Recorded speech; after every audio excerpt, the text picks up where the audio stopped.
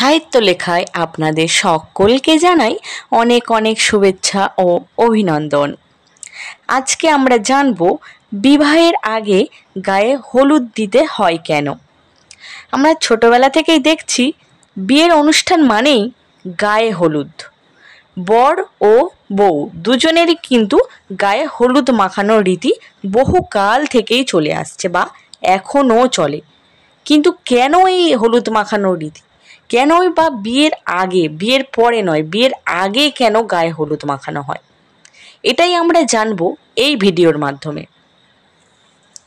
হলুদ কেন মাখানো হয়, বিয়ের আগে হলুদ দিতে হয় কেন, কারণ কি? এর কারণ হলো হলুদ দেহের উজ্জ্বলতা ফিরিয়ে আনে এবং ত্বকের বহু রোগ সারিয়ে তোলে, যেমন দাঁত, খোস, পেঁচড়া ইত্যাদি রোগগুলিকে সারিয়ে তুলতে হলুদ সাহায্য করে।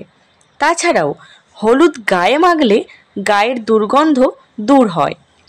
এই সমস্ত ছোঁয়াচে রোগগুলি, এই সমস্ত বলতে দাঁত, খোস, পেঁচড়া, এই সমস্ত রোগগুলি একসঙ্গে বসবাস করলে যাতে ছড়িয়ে না পড়ে, তাই এই সকল প্রথা আগেকার দিনের জ্ঞানী ব্যক্তিরা বহুকাল থেকেই প্রচার করে গেছেন।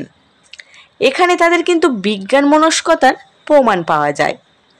আগেকার দিনে তো কোনো ওষুধের ব্যবস্থা ছিল না যে আমার দাঁত হয়েছে, আমি ডাক্তারখানায় চলে গেলাম, ওষুধ খেলাম, মলম লাগালাম, ভালো হয়ে গেল। কিন্তু তখনকার দিনে কোনো ওষুধের ব্যবহার ছিল না, তাই এই সমস্ত রোগে অনেককেই দীর্ঘদিন ভুগতে হতো।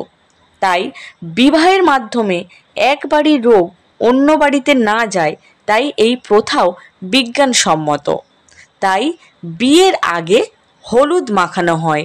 ছেলে বা মেয়ে উভয়ের ক্ষেত্রেই বিয়ের আগে গায়ে হলুদ দেয়া হয়।